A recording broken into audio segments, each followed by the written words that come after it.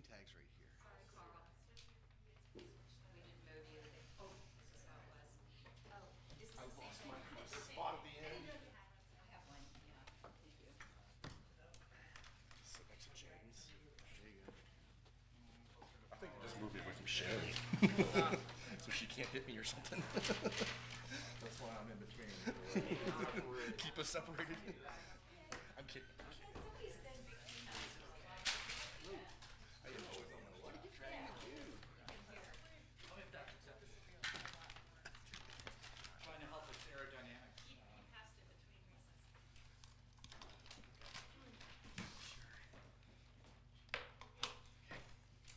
Just the top part or the whole thing?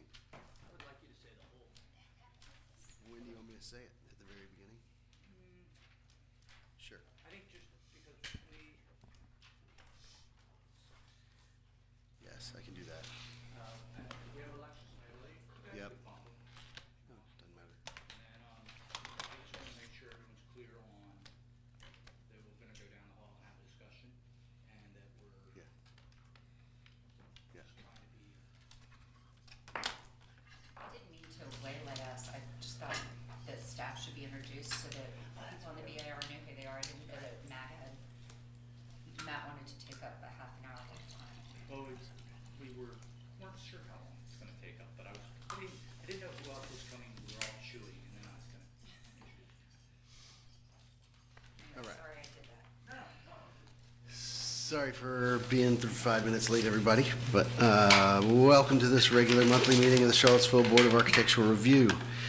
Staff will introduce each item, followed by the applicant's presentation, which should not exceed 10 minutes. The chair will then ask for questions from the public, followed by questions from the BAR. After questions are closed, the chair will ask for comments from the public. For each application, members of the public are each allowed 3 minutes to ask questions and 3 minutes to offer comments. Speakers shall identify themselves and provide their address. Please come up to the podium to do so. Comments should be limited to the BAR's purview, that is, regarding only the exterior aspects of a project. Following the BAR's discussion and prior to taking action, the applicant will have up to 3 minutes to respond. We had a pre-meeting discussion in the NDS conference room. Also had to ask to read this little note. Please note, sorry, I've got a message from our vice chair. The request for 159 Madison Lane is incorrectly listed as a deferred item. It is technically a new item. Not a big deal. Oh, there we go. It's actually on this updated, but that's more for the public. Also, the conclusion of the formal business and following action on item number 2 on the agenda, BAR will adjourn to the NDS conference room just down the hall for an informal work session regarding the planned updating of the design guidelines and the review processes for ADC districts, IPPs, and historic conservation districts. No formal actions will be taken. The meeting is open to the public and will still be aired on the live feed. However, seating is limited and no public comment will be taken. So y'all are welcome to walk down the hall and join us if you'd like. All right. First, we have election of BAR chair and vice chair. That's by our bylaws. We are supposed to do that for the following year at the November meeting. So, anybody feel like wanting to be chair? Or I'm happy to do it again if you'd like. Discuss Right. before this moment. I mean, the current. I don't know. Maybe somebody has discussed it, but I haven't discussed it. We haven't discussed it as a board. We haven't. And if we're just assuming that the current people are going to continue, then Mr. Timmerman would probably want to. I texted him and asked him that question. Okay. I hope you feel better. Do you want to be vice chair again? And he said yes. I said, do you want to be vice chair again or chair? He said, I am, just returned, but pretty worn out from the last few days. Sure, I'll do vice chair. Is he on pain meds? I don't know that. Right. Is he under the influence? Lawyer. Is that why you got his consent? Lawyer Lewis, I don't know. Are you planning a coup? No. Are you willing to continue? I think, so this will be coming up on my 7th year. I think I'd be willing to do it this coming year. I do feel like it makes sense if I stay on for another year after that, to maybe step back and hand off the reins instead of taking it all the way to my end of term, if that makes sense, just for good overlap. But I'd be willing to. So, unless anybody else really wants to. No, I therefore move that we continue with the current chair and vice chair as currently and for the next year. I second. Continuity is a good thing, usually. So just for Any the, discussion? just for the purposes of a proper motion, we're nominating Mr. Zemer for chair and Mr. Zimmerman as vice chair. Timmerman. Timmerman, I'm sorry. Yes, that's correct. It was a mashup up there. All in Was favor? it- Aye. Aye. Any opposed? All right. Thank you. Yes. Should I send him a congratulatory text? Or condolence, yeah. All right, so next agenda item is matters from the public not on the agenda or on the consent agenda. The consent agenda is 1314 Rugby Road, replacing a pool pavilion. Anybody had a comment on that? Any matters from the public? In the room? On the Zoom? Patrick? Nope. Any members of the public who wish to speak remotely, please raise your hand. We're good. Okay. All right, consent agenda.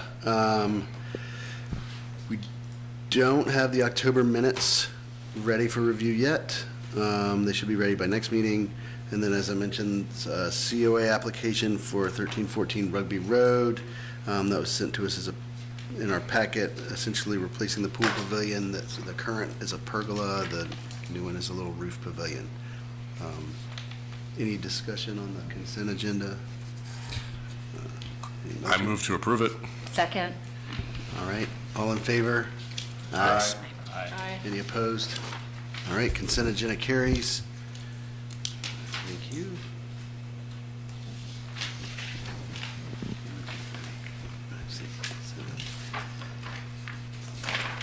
All right, new item is COA application for 159 Madison Lane. And I guess I will ask staff to give us a introduction. Yeah, this is, and it's something you looked at, 2 years ago. Time flies. But this is for 159 Madison Lane. It's listed within the corner ADC district. It's one of the fraternities, or it is a fraternity. It's at the north end of Madison Bowl. It was designed by UVA A school professor Stanislav Mikulski, and built in 1928. And what they're here, they were previously, we had discussed, and you all had approved the three openings there on the face of the porch, and you had approved the infill with brick.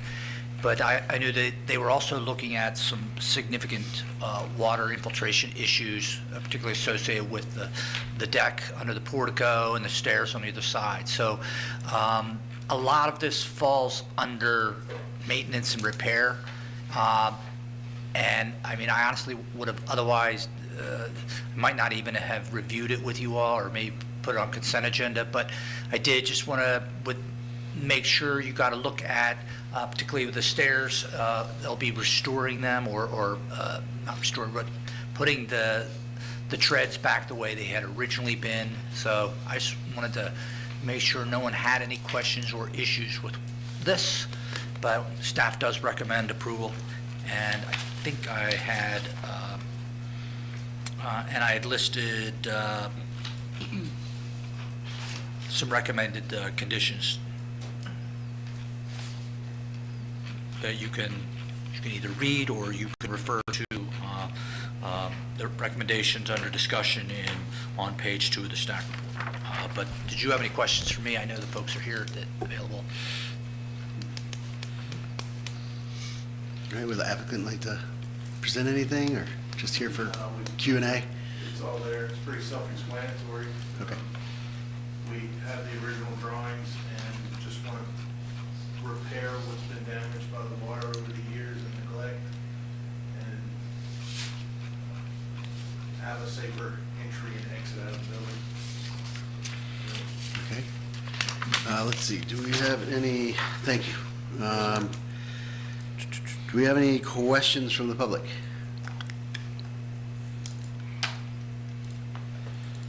Anybody? Okay.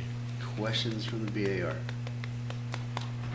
I was wondering why you could not put windows back instead of infilling with brick. I understand the security issue. Maybe put bars or something behind the windows so it wouldn't be, but at least it would allow light into the basement. I can, well, answer, the BAR had that discussion in 2022, so there's a couple of scenarios played with, and this seemed the most ideal for their situation, so, but I don't know if y'all want And they continuously get broken up. Yeah. No matter if there's bars or not, kids don't care, and, which is why the plywood's back up there now. Or a type of plexiglass that would make it difficult to break. Sure, they broke through a Bilco door in the second floor hatch to get to the roof. I didn't know that plexiglass is going to prevent them from entering right there. It's also probably inappropriate on a historic building like this. I mean, perhaps we've approved in the past, but it would be kind of unusual. I think there's windows there originally. Yep. I don't know exactly what you're suggesting, what's in. The material plexiglass. Oh, gotcha, yeah. Yeah. I guess my only question is, I think our staff report said that we were calling for like 1 or 2 inches of recess, and the proposal calls for the brick to be recessed a 1/4 inch, and that was what was in the prior COA. Yeah. Certainly you can, so I don't know if that bothers anyone up here, or if there's a reason that you guys went with a shallower inset, like is there some structural reason, or? No, sir. Okay. So would you be opposed to recessing it further? No, sir. Okay. I think that's a good point. I like it, it maintains sort of a shadow line at a depth. And there will be a mortar joint that goes around the whole opening, right? Yes. Okay. On the stairs that are brick, that have you're gonna replace the cap and extend the treads over, is the brick being reused, or is there enough brick there existing? Or are you gonna have to find some matching brick, or what's the? Well, we spoke with a local brick mason, M3, as a matter of fact, Shane Marshall, Mhm. and he believes he has something very similar to what's there now. Mm-hmm. So we were going to try to repurpose as much as we could, Mm-hmm. and if not, And then supplement take with. someone in, so it doesn't look mismatched. Okay. Okay. One other thing, I saw you're putting drains in the concrete, I guess on that deck. Where's the water getting drained to? If you're facing the building, Yes. there's, on the left-hand side, there is Do you guys mind coming to the microphone? I'm sorry. On the left-hand side of the building, facing left-hand side, just to the left of that wall, at the parking area, there is storm drain that we were hoping to pipe it down and through and out that way. That was the last discussion. On the railing replacements on the handrails, one thing I want to confirm that you're not planning to replace the railings in between the columns. That wasn't shown on the plans. Y'all are trying to retain those, is that correct? There at the very front on the Yeah, portico? yeah. We were going to replace them as they are on the original drawings, which is that right there. Okay, because those Oh, didn't show up on any of the, it was all the arrows were pointing at like the stairs, but not those 3 center sections, so I just want to clarify that. And that's kind of yeah, my understanding, I mean, the whole deck is kind of be reworked. Sure, those That's are all where mounted into there's- the columns though, so Yeah. I think there's a way you could potentially save those without, even if you replace the deck. And where I'm going with this is, I don't know, it was a question, I can wait for my comment, but Well, this is why. ultimately, do you foresee, I know you've said that you're gonna replace them as is, but I'm worried that code requirements are gonna make you all follow the 4-inch rule, and so they're gonna have a different appearance. And we spoke to staff about that, and we were under the impression that since we were putting back what is currently there, that we were okay. So what, yeah, that's why I have the condition So here, you're the. reinstalling the existing railings. So there's a couple ways to look at it. One, there are, because it's a historic structure, there are certain things that, in order to meet code, don't necessarily have to comply. Haven't had a conversation with the code official about this, but I agree with that in some, but I'm not comfortable when it's a life safety issue. So if there's a railing height issue, and that's why the condition in here that I added, the first bullet about if it's replaced, it would be replaced similar with the understanding that it might have to be at a different height. Yeah. You all can certainly, I just don't have an answer for that, but I said, I know that Virginia code allows some flexibility with historic structures, but I understand all that. There's also, they're like rounded, they're curved, right? They're not just straight run railings, so I think that at a minimum is a pretty important detail to match.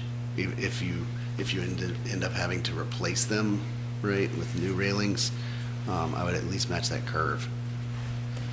On drawing A2, facing the building, on the right-hand side between the far right column and next to the left, we have a note that addresses that to match existing. Somebody pull that.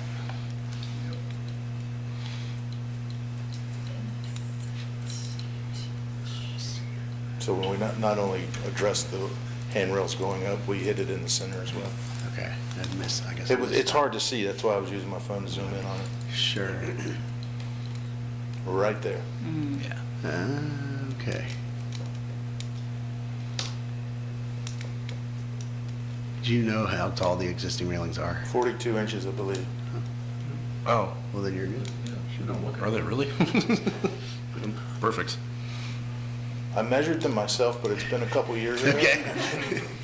No, So I mean- I'm going off of memory on this. So I think then the only hangup would be potentially if the code official required y'all to do like the 4-inch spacing on the We pickets. were concerned with the Yeah, same thing. Yeah.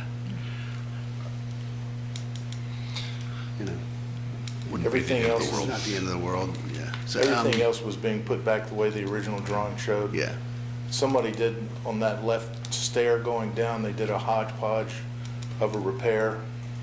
It's not the greatest in the world, and it's sprawling all off. yeah. Another question on the handrails, if you go to this Stanislav Mikulski drawing, I noticed a detail for like a finial cap on They're the all rails. missing. They're all missing, but were they there? And I would support putting them back Yeah, if you'd like. So you don't plan to replace them? that's a very good question. They'll go missing again. It might. No. Yes, they will. End up being someone's hood ornament. Anyway, That'd be nice.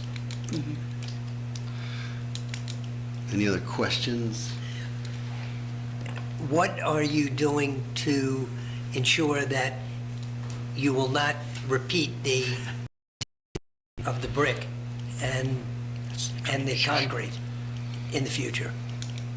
Well, hopefully it's installed per our specifications and we don't have this issue anymore. We have consulted with several different quote-unquote experts with waterproofing slabs like this that are over a finished space. So we're trying to get the best solution for this application.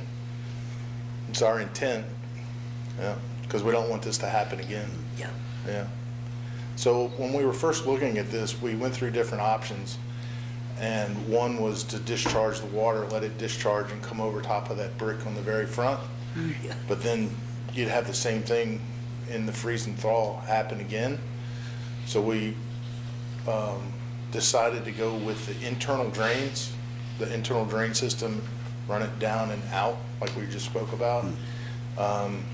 R.E. Lee Contracting did a building just across the street from this, and we went over and saw that elevated slab and saw how they did it. They provided the drawings. We matched very similar to that with this one. That's the intent. So we feel like we did our homework to not have this issue again. Yeah. All right. Any other questions? All right. Any comments from the public? All right, and comments from the BAR? Just wanted to commend the applicant for trying to go back to Stanislaw Mikowski's drawings and digging them up, first of all, and trying to restore those aspects of the railings in the front porch. It's a beautiful building if they just It take really care of it. is. Or if it was taken care of. I'm sorry, the new board is going to make sure that's handled in the future. Yes, as a newly installed member of the board, I will not take responsibility for fire me. Fair enough. We are trying to work with them on town culture issues, as part of the whole package and renovating the house. It was on the verge of shutting down, so I think it's gotten their attention, and I'm hopeful that they'll be more respectful to the property than they have in the past. And I wasn't kidding that the gentleman did bend and break a Bilko door to get through the hatch to get on the roof. It's crazy. Yeah, that won't happen again. We explained to them the liability issues, and we wouldn't become board members if that type of behavior was repeated. So we're doing the best we can. Okay.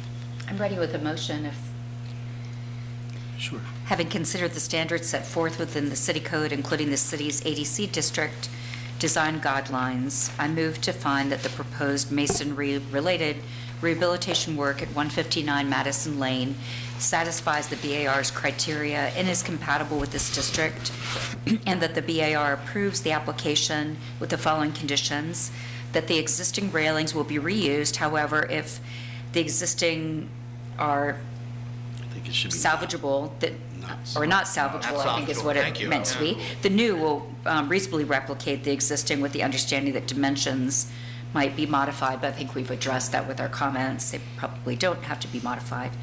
And two, approval of the infill with the brick reseated. Is there a dimension I'd say 1 inch minimum. with a reseated 1 inch from the surround, I guess, or, yeah? From The language, brick infill be set 1 inch back from the plane of the brick wall. Okay, back 1 inch from the plane of the brick wall. I'll read the whole thing. Approval of the infill with brick, the 3 basement level windows at the front of the porch with the condition that the coursing brick color and mortar be matched as closely as possible to the historic, and that the brick infill be set back 1 inch at least from the plane of the exterior brick wall. Okay. Second. All right, we'll take a vote. Mr. Bailey? Yes. Ms. Lewis? Aye. Mr. Burrow? Aye. Mr. Schwartz? Yes. Mr. Rosenthal? Yes. Ms. Tabany? Yes. Chair votes yes. Thank you, gentlemen. Thank you, guys. Thank Appreciate you it. very much. Nice seeing you. Good to see you. Okie dokie. I think other business, we're going to tackle, as described at the beginning of the meeting, we're going to retire to the NDS conference room at the end of the hall. The public's welcome to join us, but we won't be taking public comment during that working session. So, anybody have a motion to adjourn? We don't want to adjourn the meeting, we just want to Adjourn. recess the meeting for a few minutes to go to another place and then Is that reconvene. correct? Okay. Sorry. We're recessing. Recessing now.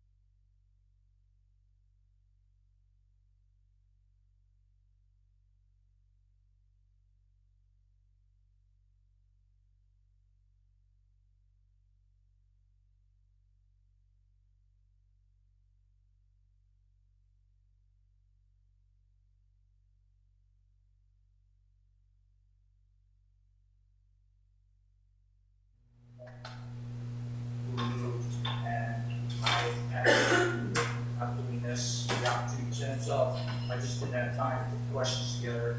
But I figured, if I asked them here, so I get to step on the toes. I've already had a conversation with Carl, be on the wall one day and I grabbed him, I'll just share with him, we're on a design guideline and some of the questions I was stuck on. So, I seen him yesterday, he's had a little bit of a head start. A little, yeah, bit of a head start. But and I asked if he would maybe help kind of, with that context, kind of help things along. The situation we have is that, as you know, I've got 3 sets of guidelines. Probably not updating them.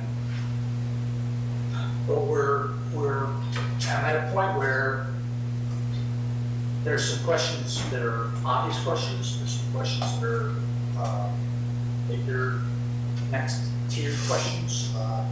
Some of them can even come down to, do we have a conversation with council before we hire a consultant to update our guidelines? You know, we're on the same page with policy. And we'll say one of the things that I found most interesting in the discussions internally, people say, well, you know, what will the BIR let us do? And I have to remind them, you know, these are council's guidelines, and council's everything's appealed to the council, so at the very least, one of the things we need to do is educate. But, so I thought the idea of, I feel like my nose is so close to the chalkboard. I was curious of these questions, and I was wanted to like just sort of let you all have a conversation. If you want to do it in order, if you want to do it at free for all, I just want to sit back and take notes and answer questions. To clarify one thing real quick, Yes, you said you have 3 sets of guidelines. So we have the entrance corridor, which you all have anything to do with. You have the historic conservation district. There are 3 districts, and then of course there's the ABC district guidelines, which are also given to the IPPs. So, for example, one of the conundrums with the conservation district is, yeah, it's only 2 pages. We need to update those maybe a little bit. But we have, for each of the districts, you have the characteristics for each, which are very special to each district. So, we have to do, we have to do Martha Jefferson next year.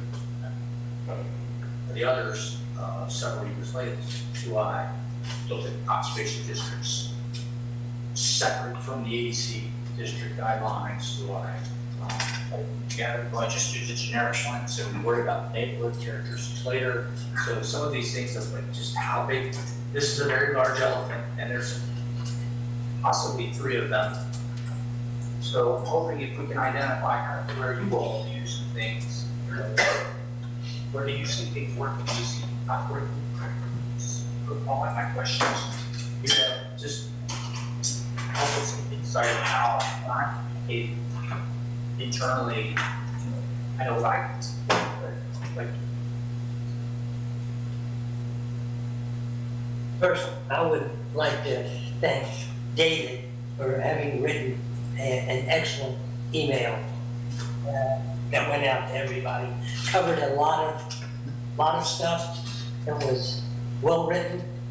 It really, I thought, hit a lot of really important things. Sherry followed up with some other very good points. And Carl also. Was this from like 2 weeks ago? Or Yes, oh, yes, or last week, a couple of weeks ago. And I thought those were really thought-provoking, and I thought could be a basis of our conversation just from now. And I really appreciate each of you taking the time to put that out and let it be out there for us to think about and percolate. I also wanted to just thank Jeff, or maybe it was Carl that came up with this homework, and the questions are great. I actually think we could spend an entire, I'll preface this by saying I've not wanted to do a special meeting or a retreat or whatever, but I thought, I don't know how we're gonna cover all these questions in an hour. I actually dug into it, despite my saying I don't have enough time, of course. Once I started looking at them, I was like, this is really interesting. And then reading through that long list, I really appreciate you and Kate putting together the long list of applications where we had granted COAs. But in addition to that, I was thinking of applications where we didn't grant them, or just, and you're right. But there are some that we denied, and just, and also ones that just would come to us and it turns into nothing, like the file requirements. So, but once I started thinking about it, it took me a long time to prepare some answers, and I just thought I'd be really curious about hearing everybody's answers. I don't know how we're doing it now. because we put out this. But I wanted to thank you because it was good, and it wasn't like, oh, what new guidelines would you suggest, or how do we skin this cat, but it was really more global and macro. Yeah. So thank you. And my help is I communicate on your behalf. But I feel like there is some let's say realization of the scale of these 3 sets of design reviews we do, and that there's no easy way to explain. There's not one thing for all. And what I realized back in the meeting last week was I actually said to my bosses, height, massing, and scale, that's easy. Really not. So that's not that difficult. I said it's the additions on the historic building and alterations on the historic building, or window replacement sometimes will get bogged down. I said, but the height, mass, and scale,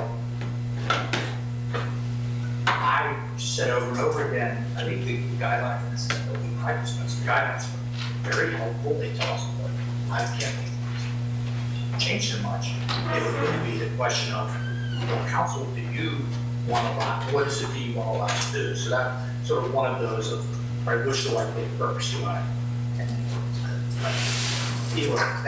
So go ahead and take a stab at this. Can I just recommend that we go one by one and just so we'll start with what are the key challenges moving forward? Let's start.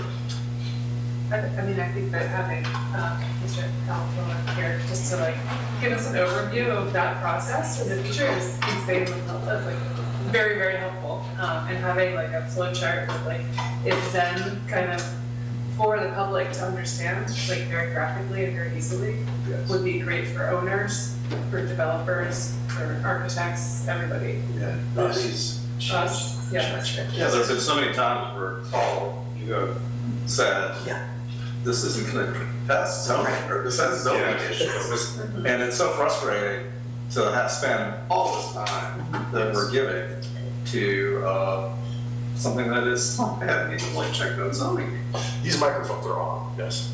Yes. Okay, great. You are being, I think the county. Did you tap that? Just so we had notes, just to make sure. We have a metric? Yes. Yes. Carolyn forgot to take notes a couple times, or previous Patrick. So. It says this meeting is being transcribed. It's being recorded down, it's also changing sound there, so it is picking, the audio is picking it up. I think, yes, I agree. I think a workflow chart, if you will. I didn't like your idea of having if this did, right? Yeah. There's some deferments to it, perhaps. But then we also, essentially checklist. I think that one of the challenges I've sort of realized is that perhaps one altruistic group, whether it's zoning or building official or whatever, might be able to check a box, but then when it comes to us, we don't like it. Do we uncheck the box? It's site plan is often one that it's fine for zoning, it's fine for building, but then there's BAR guidelines that's help us, we'll do the design, this gets our guidelines, and then we don't, we kick it back. And so like, I think that's one of the big challenges, is that sort of cyclical thing where an applicant feels like they've got it approved until it gets to one or the other of these groups, right? So I think that's where this workflow really needs to be sorted out. It's not where is the BAR, it's when is the BAR. Yes. Process. But not all of our applications are going through that process. So Correct. I don't know if Matt doesn't realize that, but like tonight was a great example. We got two small things, but we have a lot. We do that. That's part of our purview. It's those small renovations, you know, maybe they're maintenance, but Except for a fence on a building, but it took 5 months. So okay, I always, like, just when we feel like, yeah, we got everything on the, except for the fence at 5:30. There's always going to be a problem. Right, so there's always, that's a hard one. but we would like to eliminate those first as much as possible. I think this process will help with that, but it is sequencing. Well, we've got, so those are challenges with the process. What do you think are challenges with the BAR? Well, I don't think we've all answered. Yeah. Remember, the first bullet, yeah. one of the part of the process, and we discussed it with you, is if someone comes and ends up in your office, for you to be able to say, you can handle this administratively and do it so it doesn't come to the BAR, and that we can be comfortable that staff is doing what we want, and you're aware of that. And it should be, again, something that can be given to an applicant or someone who shows up. Here's what's going to happen. So it's clear. Working on that was the direction I got from my boss last week. It sounds like there are some common sense things that you need to establish that Bringing those new standard operating procedures to them for review. we will. That's one of the things too, is I have a 2-inch stack of notes about what I want to look at, but it's trying to get that to something I can share and not have it just be a stream of consciousness. I want to share it somewhat public, but ultimately, I want to have something more organized to go through with you. All right, here's how we see it. Yeah. You know, something administrative approval, at least in my mind, would be things are very cut and dry, very black or white. Like, is it 3 feet tall or is it 5 feet tall, right? Like, you know, whatever. And then perhaps where the BAR can be helpful is when you've got those gray areas. That's kind of the piece of part to us. I think we'd all love for there to be a set of things that you guys can administrate or deny. I think that you mentioned thinking about this in terms of RFP going out. It seems like that it would be helpful to have someone look at both the zoning ordinance and the BAR guidelines and identify this, like all of the specific places that are colliding, not agreeing. And challenge here. help make that agree. Right, and so the challenge for that, so you know, is there's some level of analysis necessary to, like, someone who reviews historic preservation guidelines, design review stuff, you think primarily about secondary standards, National Register type of stuff. Where the collisions we have are with a XYZ zoning, your setback is this, the height this is, the step back to be this. So some of it we were debating is, all right, we need to do that analysis and say, you know, here are the collisions to those dimensions, height, mass, and scale, placement of the building, and then look for guidelines to help us address that, or because it might be different consultants, it might be different. I think you need an engineering firm or an architecture firm to kind of go around and say, all right, here's your zoning, here's your typical spacing in medical neighborhoods, here's what the ordinance says, here's what your guidelines say, and then we at least have those. Then that part of what I've asked out loud is, well, once we had that analysis and we went in and said to council, here's 20 examples of what the VAR would say, and what the ordinance would say. Should we spend money having a consultant solve this, or that's one of those policy questions. I think that someone needs to analyze it first, so I, Or something, yeah, and I think we decided that analysis needs to be done.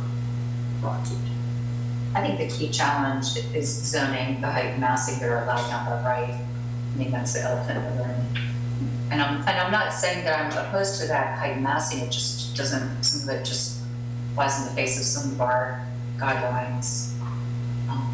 And I would say the historic districts themselves, with, you know, not just what they look like now, but even the descriptions within those preliminary, you know, the guidelines don't, I mean, the zoning code doesn't, that doesn't match up. It's like two different cities almost. I would also say just process-wise, one of the challenges is Jeff and Kate too, their ease of doing this job within the new structure and process, you know, what Matt just described. And just how, you know, how it impacts them or makes their job easier or whatever. I think that's just a challenge. It may just be a transition rather than a permanent challenge, but you know, there's a reason why Matt was here tonight, and I figured there's a transition afoot. And I think a challenge is just neighborhoods and, you know, and I'm not trying to belabor, you know, the last meeting we had, but neighborhoods and areas that were not represented or were not well organized. We have a lot of neighborhoods in the city that are not well organized. In fact, I would say most are less organized than they were about 15 or 20 years ago. And that's a downside because I don't think they were well organized, this is my opinion, during the comp plan process or during the adoption of the zoning code. I'm not saying that the consultants and everyone in the city, you know, we heard about it, their input was solicited, but I'm just not, my opinion, and it's mine, is just that they weren't all at the table. It could have been their fault, could have been the city's fault, could have been anyone's fault, but you know, to have that many people turn out, and those are some neighborhood leaders that, you know, had no idea that this could be built in Fifeville. That just seems, you know, I'm not characterizing them as victims, but there's a disconnect there. So that, I think that is, I mean, that hopefully, that won't be the last meeting I fear that we have like that, or the last time when those things are in opposition to each other. And crescendo on that, you're exactly right in that that's why community groups are being told your only opportunity to say something is to the end. I push back and say, No. that's, no. You don't think that's true? It shouldn't be. It shouldn't be. No, it's not the commission and the committee council. Right, I mean, no. It's also, I mean, I think, not to belabor that particular project, the only reason it's in front of us at all is because they're supposed to move for those two items. Fifeville is not a historic district recognized by the city. But that's, I know there's some discussion of the community is trying to get some level of, and they don't really know how to do that. And it would be nice to have some sort of process. It should be an HC, I Like think. every 10 years or every 5 years or something. That, you know, it's either actually we don't want to be a part of the district, or actually we do want to be, you know. Yeah, the tendency is, yeah, I got asked a lot when the ordinance was going through, we do create a district, well, I mean, first off, I think to create a new district would have to be absolutely overwhelming tidal wave numbers to do it. But it would also not change the underlying zone. So that's where when I had conversation with people who realize that this doesn't, says VR, take a look at what it looks like. It doesn't say it can't happen. So that's what we build usually.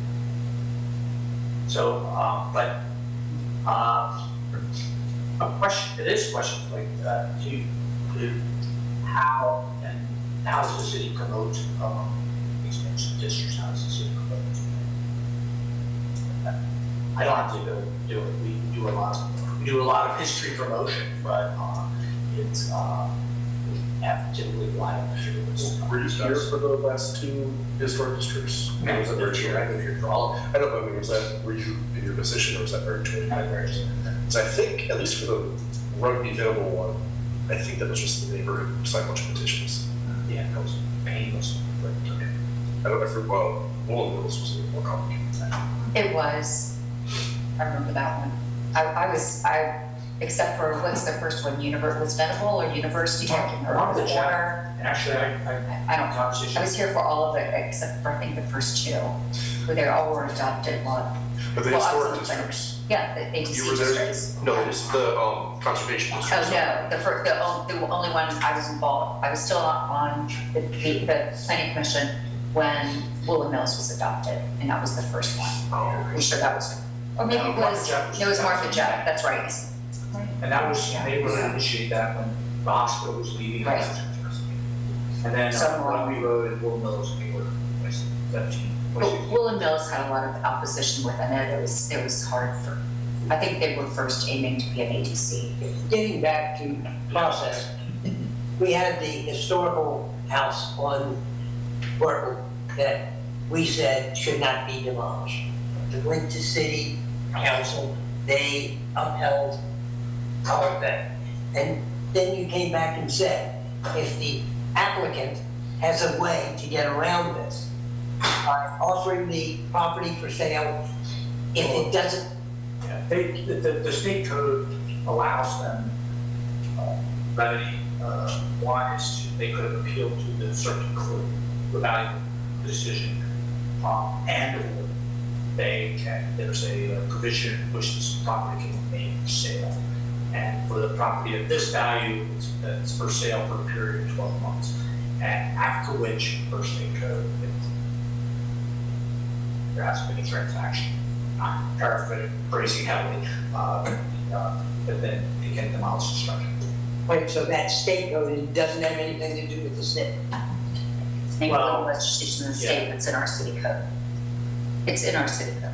Okay. What, are you saying this is a challenge, or what do you? Well, I'm wondering whether the city can say, we don't think that that is appropriate. No, they can't. They have. The city has stated that, and then It's in our code. per the code of Virginia, then the applicant gets a remedy. So, and the intent of that legislation is tapping the brakes for them. It was not, it's to say, all right, a step back. If someone wants to buy it, let them do it. Thank you very much. Property rights, action, but there is no, there is nothing within the code of Virginia to allow a locality to outright say you can't do, you cannot. Yeah.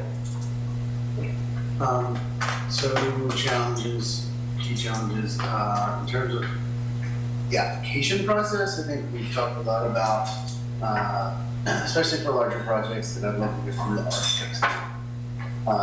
In terms of just the design submittal process, right? And how, it seems like we get a lot of rumbling that our guidelines almost require design to be fully fleshed out, complete, and a lot of money spent to do that, right? And a lot of meetings, a lot of iterations to get it to a point where we're ready to approve it. And then, if we have critiques that make them redesign things, then that's, a step back, so to speak. And so I wonder if there's a way to change some of our processes. Maybe with these larger projects, especially development projects, maybe it becomes part of this development process or workflow where maybe there's actually like at a certain level, you go to the BAR and get the massing and site plan approved, and then they do some more steps and then come back to the BAR for the details. That's not the flow though. It's not. We're talking about. But I agree, it's a challenge. Yeah, I have been, right, I agreed with Lisa Robertson when she said, you can't have these partial COAs, and part of it is, can someone appeal height, massing, and scale, but then you still have to come back to the BAR. But after talking with folks in Fredericksburg who do a COA for height, mass, and scale placement of the building, and it is an appealable COA, So they have a two-step, now you can certainly go all the way to the last step. I think that process makes sense, and obviously the neighborhood, we don't do that. The challenge thing, I know. Let's do that. Key challenge, let's do that. That's a key challenge, yes, that's what a key challenge. We're not here to. We're not here. Not here to solve it yet. And that's up to city council? I agree, we should do it that way. And it's, But we got some architects in the room, I'd love to hear y'all's opinion on it. I think it would be very frustrating to go through this whole process with a client in good faith that you're gonna get a COA at the end, but you may not. Right. So it seems like from just a process standpoint, that would be very helpful. Yeah, there's one project in particular, the hotel, where on the mall, where you're seeing these like fully detailed renderings, and you think like every decision has been made because here it is, it's beautiful, it has the stuff, but then when we start asking questions, like, wait a minute, is that like a brick return? Is it? And I can see them just sort of like, just making stuff up because they haven't gone that far. And of course they haven't gone that far. They don't even have the approval yet. They're not going to detail window openings. Yeah. So that's really a challenge. Gosh, it's a challenge. Yeah. I don't have an answer, but That's good. but if you present that detail of a rendering, there's got to be like some means to say like, okay, you make it look like that. It's a design development. I have been fighting with them for many years, but they do really pretty renderings, but it's not always realistic. Yeah. the challenge we're facing right now, and I get this distinction between large-scale projects, and small. I know Kate and I did the small, extra large, trying to figure out ways to look at it. But the I think, you asked how long we have this ordinance, 2 years. We're still testing and walking through. We don't have the capacity to kind of gameplay and say, all right, here's a scenario, what happens, what are the steps? That would, in an ideal world, we'd be able to game a lot of that out and know where the holes are. I think there are still some holes, and a big one being, there is a sense, and possibly there's going to be discussion with the city council in January about, they keep asking about the BAR purview, kind of leaving out the entrance corridor as well. We do see a lot of big buildings. But that expectation of, well, they should just be going to the BAR once and saying, here's what I want to build, and you guys say yes or no. And I've tried to explain, well, the design process doesn't work that way. And these are architects, they understand that this isn't, they know exactly, and they, for some large scale projects, a series of discussions is not a bad thing. And so that it's not, when you guys look at something 3-4 times, that's not bad. That's not, that's the result has been, and that's why I asked in this list of. It's not bad, it's good. Even a subdivision, like if I'm designing a house in Bundoora, it requires 4 reviews. So exactly what you were saying. I've seen- Schematic review, where it's just about like, where's the house? I've seen what the buildings come before. Jerry, hold on.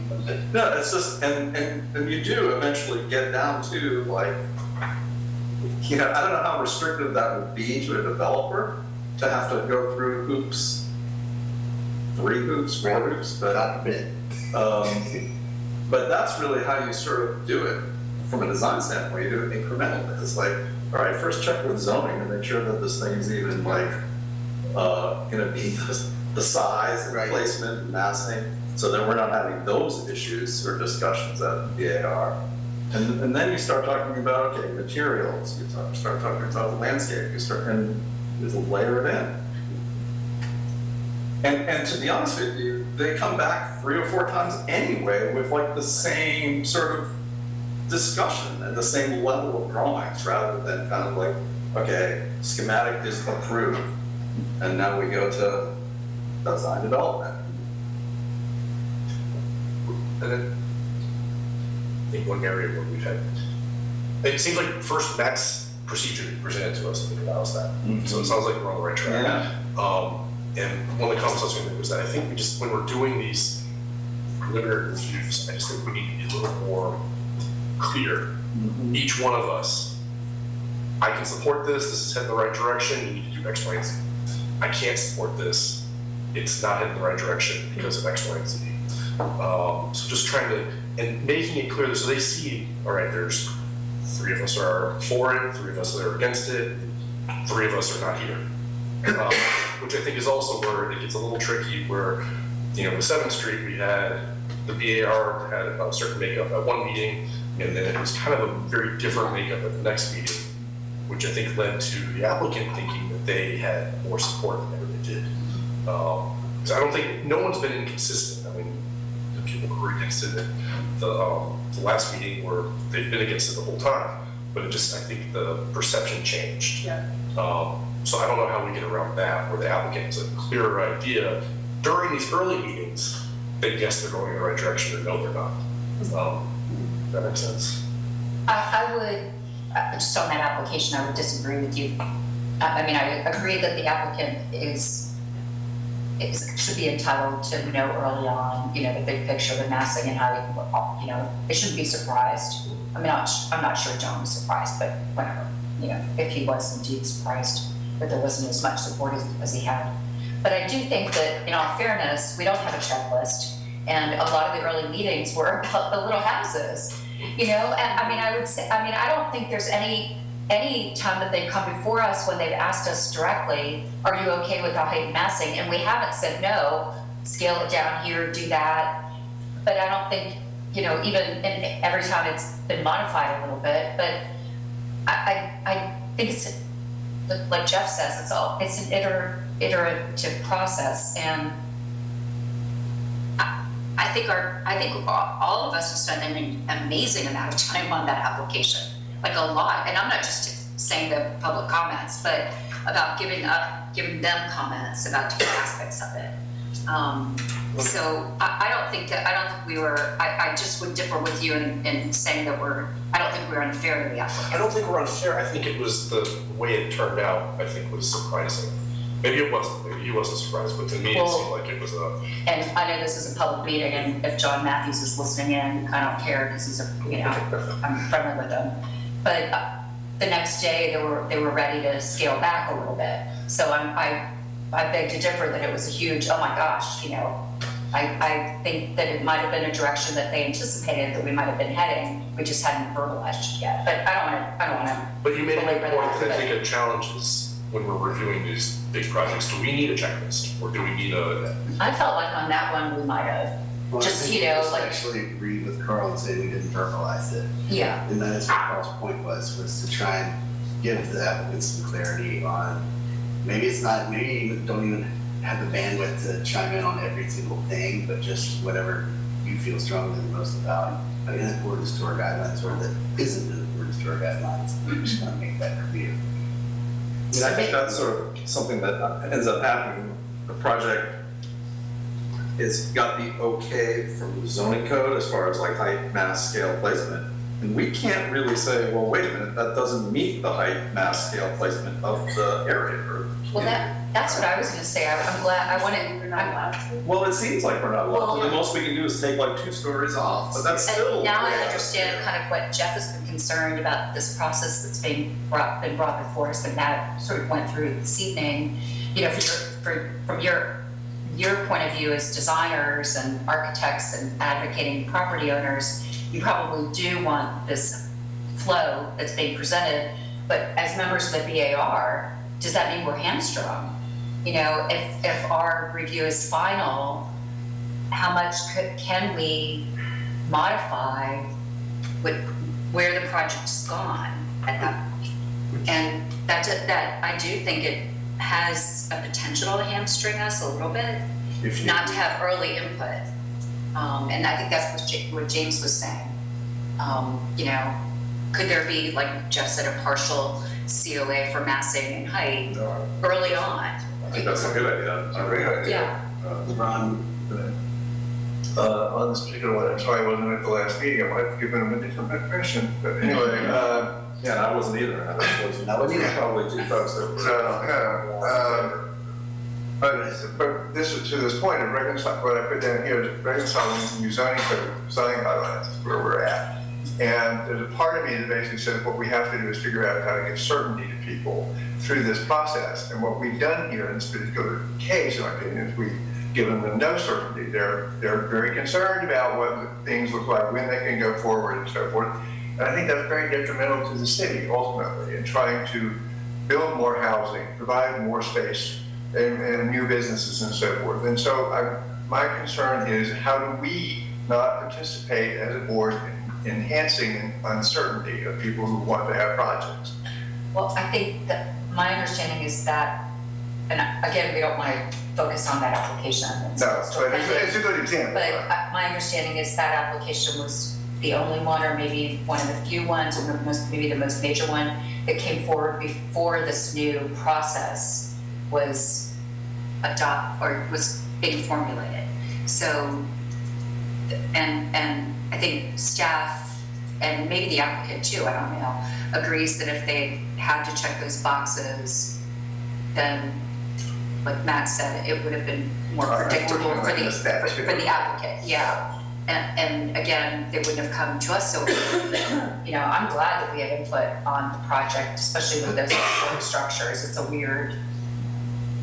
weird situation. It's not just, what do you build in an ADC district? I know it's not, you know, it's not an ADC district, but just say it was somewhere else and it was like West Main or something or whatever. That's a you know. thing I wrote down as something we have to discuss or sort of resolve, is that challenge of an IPP versus a district. And it was interesting to me that the West Main project and the 7th Street project were coming at the same time. It actually offered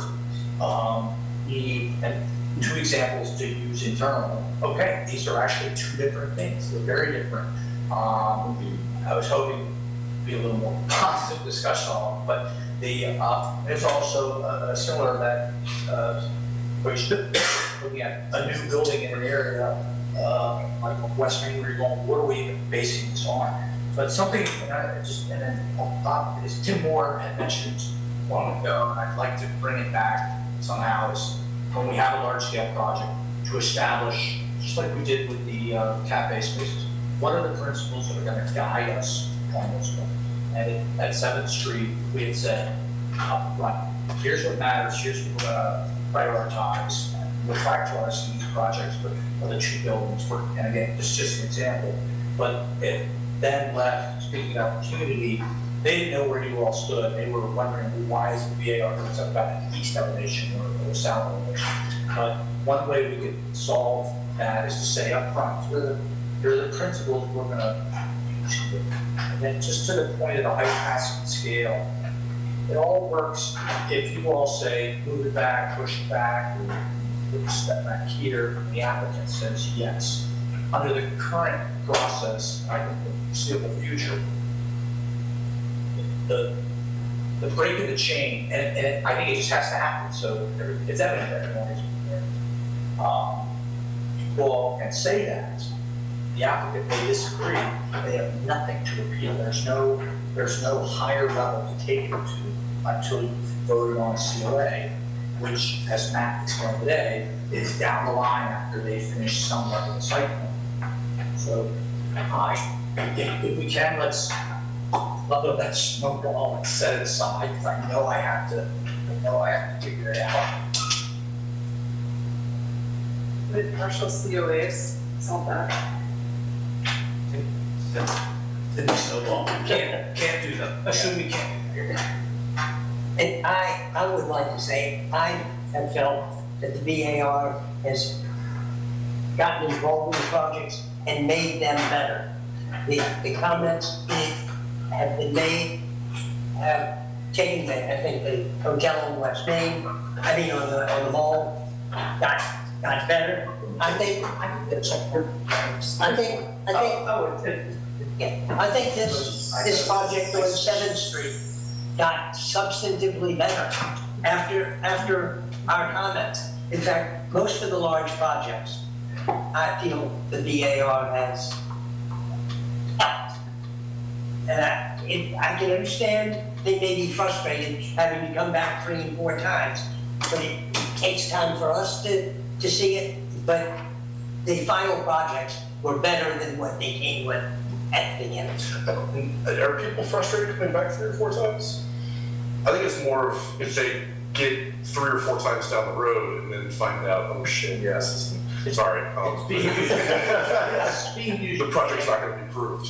Yeah, it's sort of it's being used to fuel the, well, you know, the BAR, well, they don't approve anything for the BAR. So it is, even the slightest appearance of, yeah, come back next week, is. I would say the Portland, project was, you know, it seemed like they expected an earlier approval, and it turns out, you know, I don't know if you guys, I mean, it's off topic, you know, got funded. 10-foot work in the big building. Yeah. Yeah, sorry. And there's news cycles, so they could be, it's not dead forever. And I've used that, and I've said, all right, let's take. But I think we were being blamed for that, and I'm not certain that was fair.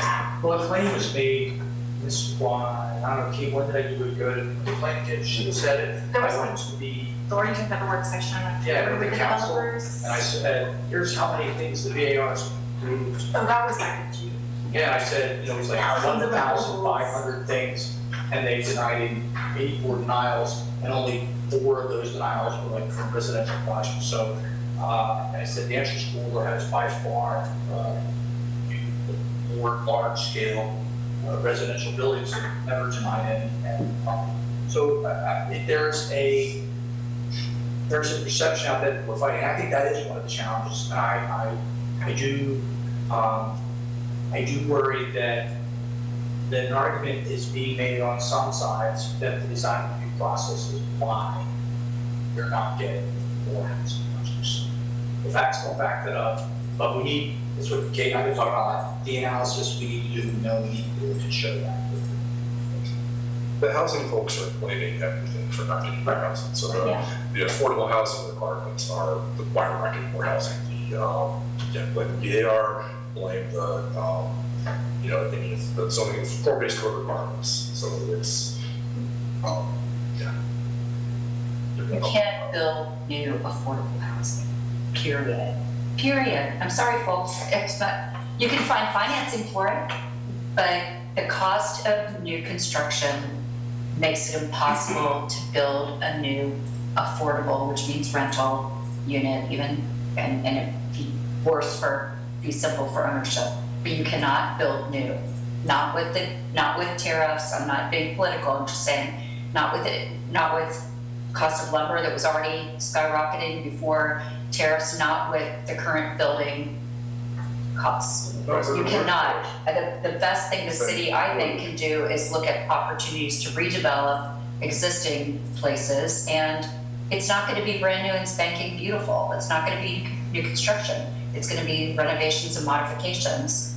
And I can think of a lot of existing buildings where that would be appropriate, but we seem to need to build new construction, affordable housing, and that isn't, it's a conundrum. It's an oxymoron. Thank you. And I'm sorry, but big fear I have. that's why this can't be done. That's why developers aren't knocking down the door in the city to build affordable housing, because it's not affordable to them. It doesn't make a profit to them. It's a very tight margin. It is. But I think, I fear a pressure to, Even if they get grants, even if yeah, well, let us build Credits. with vinyl siding and vinyl windows.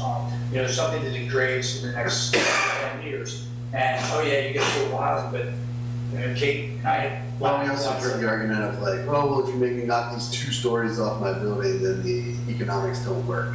That's It's fine. like, really? I mean, like the 2 stories? But if you don't build it out, the materials that are gonna last. Yeah. And that's where, I mean, some of these old garden apartments, 4-story garden apartments, they're the workhorses. and you They knock them down behind, I know. a hospital. You had your middle house. That would, But we're not gonna build those. that was workforce housing that could have been converted, could have been bought by private property owners and converted to workforce housing right in the middle of the city of Charlottesville, where those people could walk to work and not have to use buses or cars or anything. There's a question about process again.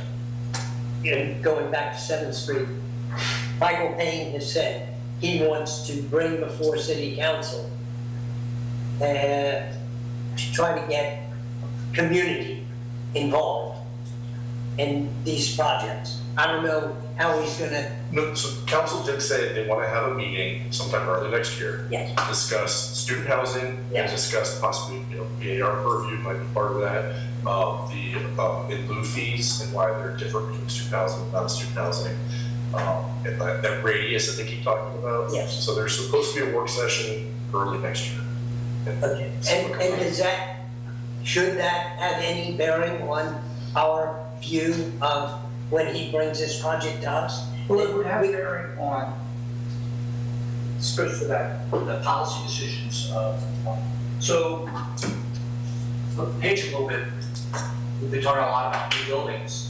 We also have guidelines on rehabilitation, which is the lion's share of what you guys review, for on old buildings. So I don't want to lose sight of that, but if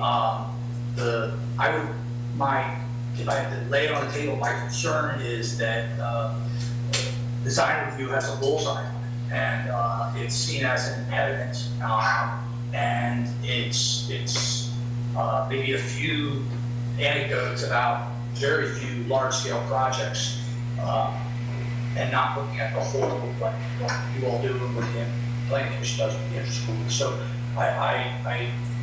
but if they had those conversations and said, we're gonna change what the DAR looks at, yes, that would change what we would be asking the consultant to evaluate. I guess it seems like we've been asking for multiple years to have at least a two-step design review process. And every time we've asked, you've told us to ignore that and that we're not allowed to do it. So we're offering a solution to all these people who say that the design review process is the problem. So don't tell us no. Like, if you want us to help, this is how we think we can help. Send that up the chain. Get them to change the ordinance. I mean, is there really this perception that we're like anti? Yes. Because I have as many people tell me that you guys don't have enough teeth. You're letting I like, have those people telling me. you're letting too much stuff go through. And I'm like, oh. Yeah, like I can't make your city talk. I hear more of that than I hear that we're sort of anti-low-income housing or some like reactionary, We weren't the ones, by the way, we weren't the ones who stopped the violent crime. Council said, we're not interested in giving you the additional height, but they said they needed to make that financially successful. So we've been shoved under the bus and run over about 5 times on that one. We were the one who voted, for the demolition. We should also just understand, we are one of many reasons that people, like, again, it's the form-based code and the, in lieu fees and all that other stuff is also being blamed people. Obviously, so we talk about big buildings being a big one of the challenges, and I just, I don't think our guidelines are that off, except that our guidelines are missing some way to deal with these big buildings, and I think materiality changes with your big buildings, so that's one of the challenges. I'm gonna add on to your thing about staff working in this structure of the zoning code. What happens if one of you guys leave? Can you hand off your, I mean, Jeff keeps threatening retirement, Kate, I don't know what your life plans are, I mean, if one of you guys leaves, is there some way to? Married to this city, unfortunately, so I'm here indefinitely until my husband gets a pension, guys.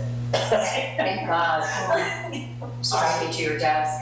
No, I get to do the fun stuff while Jeff is changing it.